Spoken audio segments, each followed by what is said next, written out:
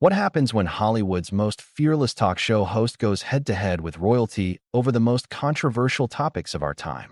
You won't believe what unfolds when Prince Harry sits down with Bill Maher for what was supposed to be a standard celebrity interview, but quickly spirals into one of the most explosive confrontations in late-night television history. Tonight's episode delivered drama that nobody saw coming, with tensions escalating to a breaking point that left audiences stunned and one guest storming off the set in fury. Before we get into this incredible story, make sure you hit that subscribe button and drop a comment below because you're not going to believe what unfolds. The atmosphere in the studio was electric as Prince Harry made his entrance, waving to the audience with that familiar royal smile. Bill Maher, ever the gracious host, stood to greet him with a firm handshake and his trademark grin. The crowd erupted in applause as Harry settled into the guest chair, adjusting his jacket and flashing that charming smile that had won over millions worldwide. But beneath the surface pleasantries, something felt different tonight. Maher's eyes held a glint of mischief, and those who knew him well could sense he was ready to pounce. "Prince Harry, welcome to real time," Maher began, his voice carrying that familiar blend of warmth and barely contained irreverence. "I have to say, it's not every day we get actual royalty on the show. Though I suppose in America, we're all about overthrowing monarchies, right?" The audience chuckled, but Harry's smile flickered for just a moment. "Well, Bill, I think you'll find I'm not exactly your typical royal these days," he replied, his British accent crisp and confident. "I've been living the American dream, as they say." Maher leaned back in his chair, already sensing an opening. "The American dream, sure. But let's talk about the American nightmare you've been putting your family through. All this public drama, the tell-all books, the Netflix series. It's like watching a very expensive soap opera, except the actors are real people with real feelings." Harry's posture stiffened slightly, but he maintained his composure. "I think there's been a lot of misunderstanding about what Meghan and I have been trying to accomplish. We're simply trying to tell our truth and create positive change in the world." "Your truth," Maher repeated, emphasizing the words with air quotes. "See, that's where you lose me, Harry. There's not your truth and my truth. There's just the truth. And the truth is, you've been airing your family's dirty laundry in public for years now, making millions off of it, while simultaneously claiming you want privacy." The audience fell silent, sensing the shift in tone. Harry's jaw tightened, and he leaned forward slightly. "With respect, Bill, I don't think you understand the full context of what we've been through. The media harassment, the racism my wife faced, the complete lack of support from the institution." "Oh, here we go," Maher interrupted, his voice rising with passion. "The racism card. Look, I'm not saying racism doesn't exist, of course. It does. But you married into the most traditional, centuries-old institution on the planet, and then you act shocked when they don't immediately bend to your every whim? It's like joining the Marines and then complaining about the uniform." Harry's face reddened, and his voice grew sharper. "This isn't about uniforms, Bill. This is about my wife being driven to the point of having suicidal thoughts because of the treatment she received. This is about our son's security being taken away because we dared to step back from duties that were destroying our mental health." Maher didn't back down. "And I'm sorry about that, I really am. Mental health is serious business. But let's be honest here. You've turned your pain into a brand. You've got book deals, streaming deals, speaking engagements. You're literally profiting off of your family drama while claiming to be victims." The tension in the studio was palpable now. Audience members shifted uncomfortably in their seats, and even the camera operators seemed to sense they were witnessing something extraordinary. Harry's hands clenched into fists on his lap, and his voice carried a dangerous edge. "You think this is about money?" Harry asked, his voice low but filled with barely contained anger. "You think I wanted to leave everything I'd ever known, walk away from my family, my country, my duties, for a paycheck?" "I think," Maher said, leaning forward with the intensity of a prosecutor making his closing argument, "that you've been manipulated by people who saw dollar signs when they looked at you. I think you've been convinced that your family is the enemy when they're probably just trying to preserve an institution that survived for 1,000 years." Harry shot to his feet, his chair scraping against the floor. "Don't you dare bring my wife into this. Don't you dare suggest she manipulated me. You don't know her. You don't know us. and you certainly don't know what we've been through." Maher remained seated, but his voice grew louder, more defiant. "I know what I see, Harry.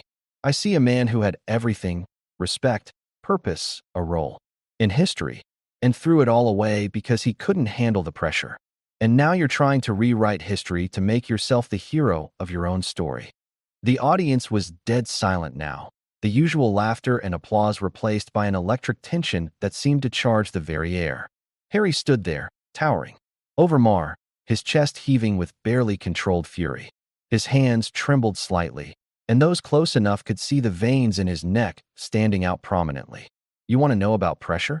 Harry's voice was now a dangerous whisper that somehow carried to every corner of the studio. "Let me tell you about pressure. Pressure is walking behind your mother's coffin at 12 years old while the world watches. Pressure is having every relationship, every mistake, every human moment scrutinized and twisted by people who've never lived a day in your shoes." Maher's expression softened for just a moment, but then his combative instincts kicked back in. "And I'm sorry for that loss, Harry. I really am. Diana was extraordinary. But you're not honoring her memory by tearing down everything she worked within the system to change. You're burning it all down and walking away." Harry's eyes flashed with something dangerous. "Don't you dare invoke my mother's name to justify your ignorance. She would have understood exactly why we had to leave. She would have supported us getting away from the same institution that failed to protect her." The confrontation was reaching a fever pitch, and everyone in the studio could feel it. This was no longer a talk show interview. This was a battle of wills between two men who refused to back down. And as Harry's anger reached its boiling point, it became clear that something was about to explode that would change everything about this night. Maher stood up now too, matching Harry's energy, with his own brand of New York grit. "You want to talk about your mother? Let's talk about your mother. Diana worked within the system to create change.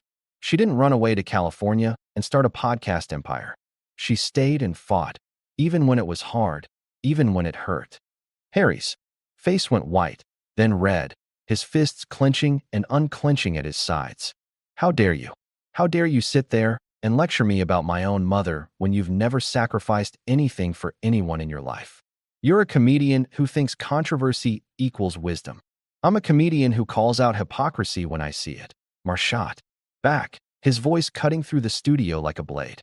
"And what I see is a man who had the chance to be a force for good within one of the world's most influential institutions, and instead chose to become a professional victim." The words hung in the air like a grenade with the pin pulled. Harry's breathing became labored, his chest rising and falling rapidly. For a moment, it looked like he might actually take a swing at the host. The security team, positioned discreetly around the studio, tensed and moved slightly closer to the stage. "Professional victim?" Harry's voice was barely controlled now, each word dripping with venom. "You want to know about victims, Bill? Victims are the people who can't speak up for themselves. Victims are the ones who don't have a platform, who don't have resources, who can't fight back when the machine comes for them." Maher wasn't backing down. "And what have you done for those people, Harry? Really? Besides talk about yourself and your problems? You had access to the highest levels of power and influence, and you walked away from it all because your feelings got hurt." "My feelings got hurt." Harry's voice cracked with incredulous rage. "My wife was suicidal, Bill. Suicidal. And when we went to the institution for help, they told us it would be bad for the brand. They cared more about their image than her life." The audience gasped audibly at this revelation, but Maher pressed on relentlessly. "And that's terrible, Harry. It really is. But you know what? Millions of people deal with mental health issues every day without the resources you have. They don't get to escape to a mansion in Montecito and sign Netflix deals. They have to stay and fight." Harry's composure finally cracked completely. "You think this is easy? You think any of this has been easy? We gave up everything. Our home, our family, our country, to protect our children and our sanity. And people like you sit in your comfortable studios and judge us for it. I judge you for becoming exactly what you claim to hate." Maher fired back, his voice rising to match Harry's intensity. "You've become the very media circus you say you wanted to escape. Every interview, every book, every documentary, it's all about you, your pain, your story. Meanwhile, your brother is actually doing the work you abandoned." The mention of William was like pouring gasoline on a fire. Harry's eyes blazed with fury, and he stepped closer to Mar, close enough that the host could see the rage burning in his eyes. "Don't you dare bring my brother into this. You don't know anything about my family dynamics." "I know enough," Mar said, standing his ground despite Harry looming over him. "I know that he's carrying the weight of the crown while you're carrying the weight of your grudges. I know that he's preparing to be king while you're preparing for your next publicity tour." Harry's voice dropped to a dangerous whisper that somehow carried more menace than his shouting. "You have no idea what you're talking about. None. You sit here in your bubble, making jokes about things you don't understand, judging people whose shoes you could never fill." "Maybe not," Mar conceded, but his tone remained defiant. "But I know authenticity when I see it. And I know performance when I see it. And everything you've done since leaving the royal family has been one long, expensive performance." The studio fell into an eerie silence as the two men faced off, neither willing to back down. Harry's hands were shaking now, whether from anger or adrenaline. It was impossible to tell. Mar stood perfectly still, his jaw set, his eyes locked. On Harry's. "You want authentic." Harry's voice was barely above a whisper now, but it carried the weight of years of suppressed anger. "Here's authentic. Every day, I wake up knowing that I made the hardest decision of my life to protect my family. Every day, I live with the knowledge that I'll never have the relationship with my father and brother that I want because I chose my wife and children over an institution that would have destroyed us." Mar's expression softened slightly, but his voice remained firm. "And that's noble, Harry. It really is. But you can't have it both ways. You can't claim you want privacy while courting publicity. You can't claim you want to heal relationships while publicly attacking your family. You can't claim you want to move forward while constantly relitigating the past." "I'm not attacking my family," Harry protested, but his voice lacked conviction. "I'm telling my truth about what happened." "Your truth," Mar repeated again, shaking his head. "There's that phrase again. Look, Harry, I get it. You're angry. You feel betrayed. You feel like the system failed you. But at some point, you have to stop being the victim and start being the solution." Harry's face contorted with frustration and pain. "You think I haven't tried to be the solution? You think I haven't spent every day since leaving trying to figure out how to use my platform for good? But every time I speak up about anything, mental health, social justice, the environment, people like you reduce it to family drama. Because that's what you keep making it about," Mar shot back. "Every interview, every speech, every project somehow comes back to your grievances with the royal family. You had the chance to be a global advocate for the causes you care about, and instead, you became a professional whistleblower against your own family." The words hit Harry like a physical blow, and for a moment, he stood there speechless, his mouth opening and closing without sound. When he finally found his voice, it was thick with emotion and barely controlled rage. "You know what, Bill? You're absolutely right about one thing. I am angry. I'm angry that my wife was treated like garbage by people who should have protected her. I'm angry that my son will grow up knowing his grandfather's institution chose protocol over his grandmother's mental health. And I'm angry that people like you think that makes me the villain in this story." The tension in the studio had reached an almost unbearable level. Audience members were shifting uncomfortably, some looking toward the exits, others pulling out their phones to record what was clearly becoming television history. The camera operators continued filming, but their faces showed the same shock and concern as everyone else in the room. Mar took a step closer to Harry, his voice dropping to a more intimate level, but losing none of its intensity. "I don't think you're the villain, Harry. I think you're a man who's been through hell and is trying to make sense of it. But I also think you're letting your pain turn you into something you don't want to be." Harry's eyes glistened with unshed tears, but his voice remained steady and dangerous. "And what's that, Bill? What am I becoming?" "Someone who's more interested in being right than being happy," Mar replied quietly. "Someone who's more interested in winning the argument than winning back the relationships that matter." The words hung in the air between them, and for a moment, it seemed like the confrontation might de-escalate. But then Harry's face hardened again, and his voice turned cold. "You want to know what I'm becoming, Bill? I'm becoming someone who doesn't need your approval, or the media's approval, or anyone else's approval to know that I made the right choice for my family. And if that makes me the villain in your story, then so be it." The battle lines were drawn, and both men knew there was no going back from this point. Mar circled around his desk, his eyes never leaving Harry's face. You know what your problem is, Harry? You think being right is more important than being effective. You think moral superiority is a substitute for actual accomplishment. Harry's laugh was bitter and hollow. Accomplishment? What would you know about accomplishment? You've spent your entire career making jokes about other people's lives while contributing nothing of substance to the world. I've spent my career holding powerful people accountable. Mar fired back, his voice rising again. Including spoiled princes who think their personal trauma gives them the right to destroy centuries of tradition. Spoiled. Harry's voice cracked with incredulous fury. Spoiled. You think losing my mother at 12, serving 2 tours in Afghanistan, and watching my wife nearly die from the pressure of royal life makes me spoiled? Mar didn't flinch. I think having every advantage in life and then complaining about it to anyone who'll listen makes you spoiled. I think having access to platforms that most people can only dream of and using them primarily to settle personal scores makes you spoiled. Harry began pacing like a caged animal, his hands running through his hair in frustration. You want to talk about platforms? Let's talk about platforms. You have a platform right here, every week, to discuss real issues. Climate change, social justice, mental health awareness. But instead, you choose to spend your time attacking people who are actually trying to make a difference. Making a difference. Mar's voice dripped with sarcasm. Is that what you call it? Because from where I'm sitting, it looks like you're making a fortune off your family's misery while pretending it's activism. The accusation hit Harry like a physical blow. His face went pale, then flushed red with rage. You think this is about money?